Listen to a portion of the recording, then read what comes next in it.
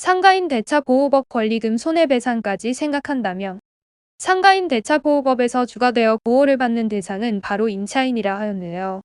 우리가 흔히 건물주를 소위 갑이라고 부르는 것처럼 때로는 불합리한 일로 인해 세입자가 경제적인 손실을 보는 일이 생기고는 한다 하였습니다. 이렇게 임차인이 손해보는 일이 없도록 하는 것에 목적이 있는 본 법률에 의하며 때로는 임대인의 권리에 어느 정도의 제약이 발생할 수밖에 없다고 하였는데요. 물론 많은 건물주들은 이와 같은 법이 본인들에게 지나치게 불리하다는 입장입니다. 하지만 임차인들에게 있어서는 특히 상가임대차보호법 권리금 상당의 손해배상 등을 요구할 일이 생길 때 근거 법령이 될 수 있는 중요한 법이라 하였죠. 상가임대차보호법 권리금과 관련한 조항들을 특히 우리는 주목해야 하는데요. 개개인의 사정에 의해 운영하던 업장을 정리하면서 후속 세입자에게 다져놓은 영업적인 입지를 함께 넘기는 경우가 상당히 많다고 하였습니다.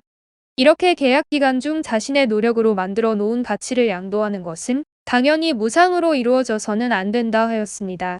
따라서 건물주가 임차인이 주선한 신규 임차인과 계약을 해야 하지만 간혹 악독 임대인의 경우 이러한 과정에 오히려 회방을 놓는 상황이 생기곤 하였는데요. 보편적으로 많은 세입자들이 같은 방식으로 해당 업장을 경영하면서 양도와 양수를 반복하며 권리금을 주고받게 된다고 하였습니다. 따라서 이들에게 있어 권리금은 당연히 회수해야 하는 주요한 자산이라고 할 수 있다고 하였습니다. 만약 건물주로 인해 이와 관련된 금원을 지급받지 못했다면 당연히 그에 상응하는 액수를 민사소송을 통해서 청구할 수 있다고 하였는데요. 우리는 흔히 누군가의 불법적인 행위에 의해 손해를 보았다면 민법에 의해 손해배상을 청구할 수 있다고 아는 경우가 많다고 하였습니다. 물론 틀린 말은 아니지만 그 시점에는 제한이 있을 수 있다는 것을 명백하게 알고 계셔야 하는데요. 계약기간의 종료 6개월 전부터 임대차가 끝나는 때 사이에 건물주가 회방을 놓은 행위가 있어야만 이를 근거로 민사소송을 진행할 수 있다고 하였습니다. 하지만 상가임대차보호법 권리금을 받지 못한 것은 억울해도 섣부르게 소송까지 진행하는 것은 부담스럽게 여겨지는 경우가 많다고 하였습니다. 송사에 소요되는 기간부터 투자되는 비용까지 만만치 않은 까닭인데요. 따라서 소를 제기하기 전부터 권리금에 관하여 합의를 도모하시는 것이 좋다고 하였습니다. 이 과정을 통해 본격적인 소송에 들어가기 전에 충분히 임대인의 마음을 움직여받지 못했던 금액을 받을 수 있도록 하는 것인데요. 실제로 법을 근거로 해당 행위가 잘못되었음을 알려주었을 때 일부 건물주들의 마음이 움직이며 손해배상의 청구까지는 가지 않아도 되는 경우가 종종 있다고 하였죠. 상가임대차보호법 권리금은 원칙대로라면 자신의 퇴거 이후 입주할 세입자에게 받아야 하는 것입니다. 다만 그 과정에서 임대인이 방해를 하지 않아야 한다는 점을 법에서는 전제로 하게 된다고 하였는데요.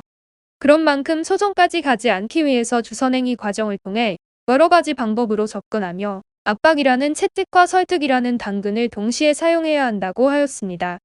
하지만 대부분의 건물주가 단순히 임차인들의 요구에 감정적인 압박을 느끼는 경우는 많지 않은 만큼 법률 대리인의 선임에 임하시는 것이 적절한 방안이라고 할 수 있다고 하였는데요. 세입자의 경우 법에 의거해 계약에 대한 갱신 요구권을 최대 10년 동안 행사하며 임대차 기간을 늘려갈 수 있다고 하였습니다. 이를 바꾸어 말하자면 영업기간이 10년이 넘었다면 기간을 늘리는 것에 대한 권리 자체가 없는 만큼 업장을 넘긴다고 해도 그 과정에서 법적인 보호 대상이 되지 않는다고 보는 분들이 있는데요.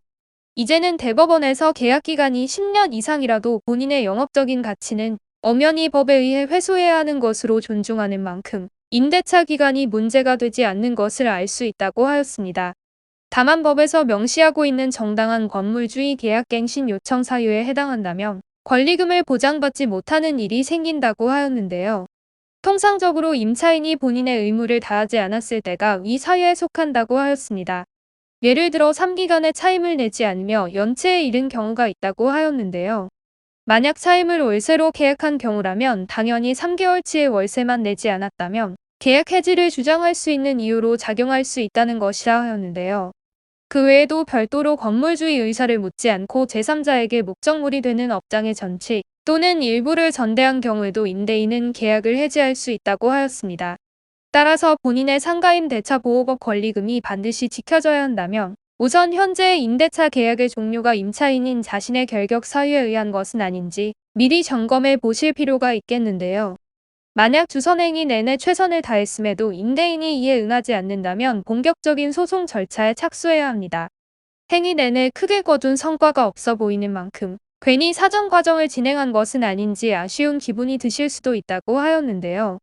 하지만 권리금의 주선행위 자체가 향후 소송에 있어서도 중요한 증거로 활용될 수 있는 만큼 처음부터 변호사를 선임하여 전체적인 계획을 수립하고 로드맵에 따라 단계별로 대응을 이행해 나가시는 것이 효율적이겠습니다.